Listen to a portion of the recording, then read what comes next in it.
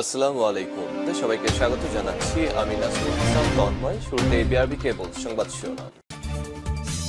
বাংলাদেশের সর্বশেষ গুরুত্বপূর্ণ আপডেট সংবাদে আপনাকে স্বাগত। শুরুতেই সংবাদ শিরোনাম, পরে বিস্তারিত। শুরুতেই জানিয়ে দিব, বাংলাদেশের বর্তমান পরিস্থিতি নিয়ে বৈঠকে বসছে ভারত। দক্ষিণ এশীয় অঞ্চলে ক্রমবর্ধমান অস্থিতিশীলতার মধ্যে দেশ এবং আশপাশের নিরাপত্তা পর্যালোচনায় 4 দিনের বৈঠকে বসছে ভারতীয় নৌবাহিনীর শীর্ষ কর্মকর্তারা। বৈঠকে গুরুত্ব পাবে বাংলাদেশের শাসন ব্যবস্থার পরিবর্তনের বিষয়টিও। মঙ্গলবার 17 সেপ্টেম্বর থেকে এই বৈঠক শুরু হবে। এরপর জানিয়ে দিব, সাংবাদিক শ্যামল দত্ত এবং মোজাম্মেল বাবু গ্রেপ্তার। ময়মনসিংহের ধোবাউড়া উপজেলা হয়ে অবৈধভাবে ভারতে যাওয়ার পথে দৈনিক ভোরের কাগজ পত্রিকার সম্পাদক শ্যামল দত্ত এবং 71 টেলিভিশনের সাবেক ব্যবস্থাপনা পরিচালক সিইও মোজাম্মেল হক বাবু এবং সিনিয়র রিপোর্টার মাহবুবুর রহমান সহ মোট 4 জন গ্রেপ্তার হয়েছে। জানিয়ে দিব, শেখ হাসিনার বর্বরতা নরেন্দ্র মোদীকেও ছাড়িয়ে গেছে বললেন মামুনুল হক। বাংলাদেশ খেলাফতে মজলিসের মহাসচিব মামুনুল হক বলেছেন, স্বৈরাচারী শেখ হাসিনার বর্বরতা ভারতের নরেন্দ্র মোদীকেও ছাড়িয়ে গেছে। শেখ হাসিনার পতন বাংলাদেশের জন্য এক নতুন দ্বার উন্মোচন করেছে। আজ বাংলাদেশ নতুনভাবে মুক্তি পেয়েছে। এবারে জানাবো, ভারতে পাচারের সময় 850 কেজি ইলিশ জব্দ। কুমিল্লা সদর উপজেলার পাঁচথুবি ইউনিয়নের সীমান্তবর্তী চাঁদপুর ব্রিজ এলাকা দিয়ে ভারতে পাচারের সময় 850 কেজি ইলিশ মাছ জব্দ করেছে বর্ডার গার্ড অব বাংলাদেশ বিজিবির সদস্যরা। এদিকে সিলেটে বিএনপির সমাবেশের তারিখ পরিবর্তন। আন্তর্জাতিক গণতন্ত্র দিবস উপলক্ষে সিলেটে বিএনপি র্যালি এবং সমাবেশের তারিখ পুনর্নির্ধারণ করা হয়েছে। এবং সর্বশেষ জানিয়ে দিব, ভোলায় 5 ট্রলার ডুবি উদ্ধার 49 জেলে। নিম্নচাপের প্রভাবে ভোলার চরভেশন এবং মনপুরা উপজেলা বঙ্গোপসাগর মোহনায় 5টি ট্রলার ডুবির ঘটনা ঘটেছে। এই ঘটনায় 5 ট্রলারের 49 জেলেকে উদ্ধার করা হয়েছে। প্রিয় দর্শক, এতক্ষণ শুনছিলেন সংবাদ শিরোনাম, এবারে বিস্তারিত। তবে তার আগে বন্ধুরা, অনুরোধ থাকবে সংবাদটিতে একটি লাইক দিন। এই চ্যানেলে আপনি নতুন হয়ে থাকলে আমাদের সংবাদটি দেখতে দেখতে চ্যানেলটি সাবস্ক্রাইব করে রাখুন। কমেন্ট করে আপনার মূল্যবান মতামত জানিয়ে দিন আপনি বিশ্বের কোন দেশ থেকে বা বাংলাদেশের কোন স্থান থেকে আমাদের সংবাদটি দেখছেন এবং শুনছেন। এবারে বিস্তারিত।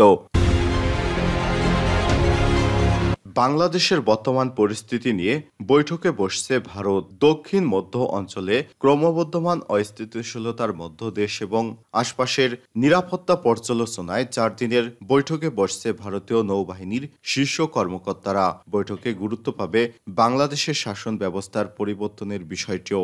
মঙ্গলবার 17 সেপ্টেম্বর থেকে এই বৈঠক শুরু হবে। রোববার 15 সেপ্টেম্বর ভারতীয় সংবাদ মাধ্যম এনডিটিভির এক প্রতিবেদনে সব তথ্য জানানো হয়েছে।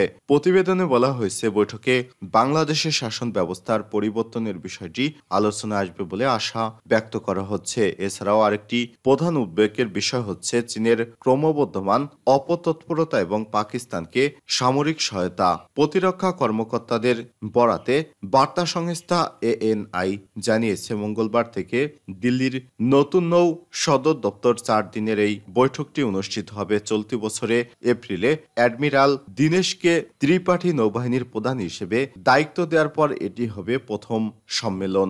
ভারতীয় সংবাদ মাধ্যম এনডিটিভি জানিয়েছে, সম্প্রতি লখনৌতে জয়েন্ট কমান্ডারদের সম্মেলনে অপ্রত্যাশিত পরিস্থিতির জন্য প্রতিরক্ষা বাহিনীকে প্রস্তুত থাকার কথা জানান প্রতিরক্ষা মন্ত্রী রাজনাথ সিং। তার আহ্বানের পর এমন ঘোষণা এসেছে। নতুন থিয়েটার কমান্ড তৈরির বিষয়টিও সবাই আলোচনার জন্য তোলা হবে। এছাড়াও নৌপ্রধান সব কমান্ডারকে সর্বদা উচ্চ এবং অপারেশনাল প্রস্তুতি বজায় রাখার নির্দেশনা দিয়েছেন। চলতি বছরের শুরুতে জলদস্যু এবং ড্রোন হামলার বিরুদ্ধে ভারতীয় নৌবাহিনী বেশ কিছু সাফল্য অর্জন করেছে উল্লেখ করে প্রতিবেদনে বলা হয়েছে, নৌবাহিনীর শীর্ষ বৈঠকে চীনের আগ্রাসী কৌশল এবং এডেন উপসাগরে নৌবাহিনী তাদের কার্যক্রম পর্যালোচনা করবে। ভারতের নৌবাহিনী বছরে 2 বার কমান্ডার সম্মেলন করে। এ সম্মেলনে সব সিনিয়র অফিসার তাদের কার্যক্রম উপস্থাপন করেন। সাংবাদিক শ্যামল দত্ত এবং মোজাম্মেল বাবু গ্রেপ্তার। ময়মনসিংহের ধোবাউড়া উপজেলা হয়ে অবৈধ পথে ভারতে পালিয়ে যাওয়ার পথে দৈনিক ভোরের কাগজ পত্রিকার সম্পাদক শ্যামল দত্ত এবং ৭১ টেলিভিশনের সাবেক ব্যবস্থাপনা পরিচালক সিইও মোজাম্মেল হক বাবু এবং তার সিনিয়র রিপোর্টার মাহবুব রহমান সমোট ৪ জনকে গ্রেপ্তার করেছে বিজিবি। সোমবার ১৬ সেপ্টেম্বর স্থানীয় জনতা তাদের গ্রেপ্তার করে তারপর বিজিবির হাতে তুলে দেয়। বর্তমানে ময়মনসিংহের উপজেলা ধোবাউড়া থানায় রয়েছেন তারা। এ ব্যাপারে ধোবাউড়া থানার ভারপ্রাপ্ত কর্মকর্তা চান মিয়া বলেছেন, তাদেরকে সাধারণ জনগণ সীমান্ত এলাকা থেকে আটক করে সকাল ৬টার দিকে ধোবাউড়া বিজিবি ক্যাম্পে সোপর্দ করে। আটককৃত ৪ জন বর্তমানে পুলিশ হেফাজতে রয়েছে। এর আগে সপরিবারে ভারতে যার পথে দৈনিক ভোরের কাগজ সম্পাদক শ্যামল দত্তকে আটক করেছিল ইমিগ্রেশন পুলিশ। ব্রাহ্মণবাড়িয়ার আখাউড়া আন্তর্জাতিক ইমিগ্রেশন চেকপোস্ট দিয়ে তিনি সপরিবারে ভারতে ঢোকার চেষ্টা করছিলেন। খবর পেয়ে পুলিশের একটি দল তাকে গ্রেপ্তার করে। শেখ হাসিনার বর্বরতা নরেন্দ্র মোদীকেও ছাড়িয়ে গেছে। মামুনুল হক। বাংলাদেশ খেলাফতে মজলিসের মহাসচিব মামুনুল হক বলেছেন, স্বৈরাচারী শেখ হাসিনার বর্বরতা ভারতের নরেন্দ্র মোদীকেও ছাড়িয়ে গেছে। শেখ হাসিনার পতন বাংলাদেশের জন্য এক নতুন দ্বার উন্মোচন করেছে। আজ বাংলাদেশের নতুনভাবে জন্ম হয়েছে। রোববার ১৫ সেপ্টেম্বর বিকেলে দিনাজপুর বৈষম্য বিরোধী ছাত্র আন্দোলন এবং অভ্যুত্থানে শহীদদের রুহের মাগফিরাত এবং আহতদের সুস্থতা ও দীর্ঘ জীবন কামনায় দোয়া মাহফিল এবং নৈরাজ্য প্রতিরোধ ও শান্তি প্রতিষ্ঠায় গণসমাবেশে সব কথা বলেন তিনি। সমাবেশে মামুনুল হক বলেন, একজন মানুষের শাসন আমলে এতগুলো গণহত্যা নজির আর পৃথিবীতে আছে কিনা সেটি দেখার বিষয়। শেখ হাসিনার বর্বরতা ইসরায়েলের গণহত্যার চেয়েও ভয়ানক ছিল। একদিকে যখন ইসরায়েলি ফিলিস্তিনিদের গণহত্যা চালাচ্ছে, সেই সময় শেখ হাসিনা বাংলাদেশের শান্তিকামী মানুষের উপর নির্বিচারে গুলি এবং দমনপীড়ন চালিয়ে অনেকেই ৫ই আগস্ট বাংলাদেশের দ্বিতীয় স্বাধীনতা উদযাপন করছে।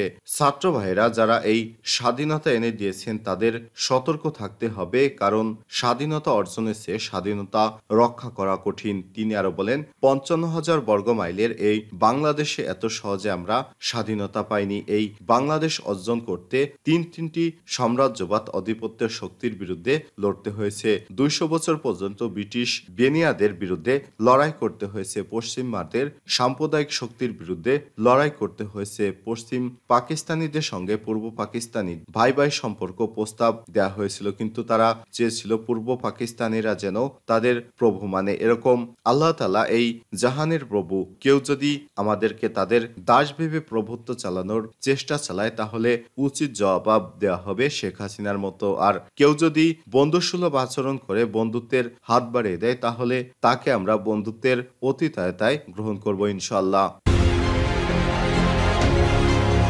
ভারতে পাচারের সময় ৮৫০ কেজি ইলিশ জব্দ।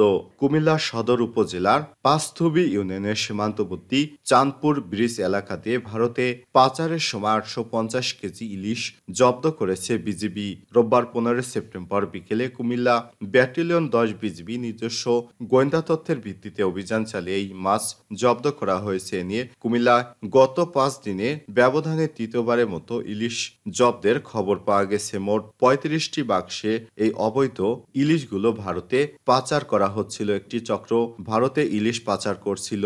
গোপন সংবাদের ভিত্তিতে বিজিবি ১০-এর ব্যাটালিয়নের সংশ্লিষ্ট ব্যাটালিয়নের কাছে খবর আসে। এরপরই অভিযান চালিয়ে এই মাছ জব্দ করা হয়। অভিযানে বিজিবি টহল দল বাংলাদেশ থেকে ভারতে পাচারের সময় ৮৫০ কেজি ইলিশ মাছ জব্দ করে। জব্দকৃত ইলিশের আনুমানিক বাজার মূল্য ৯ থেকে ১৩ লক্ষ টাকার মতো। এসব ইলিশ নিলামে বিক্রি করে সরকারি কোষাগারে অর্থ জমা দেওয়া হয়েছে। সিলেটে বিএনপির সমাবেশের তারিখ পরিবর্তন।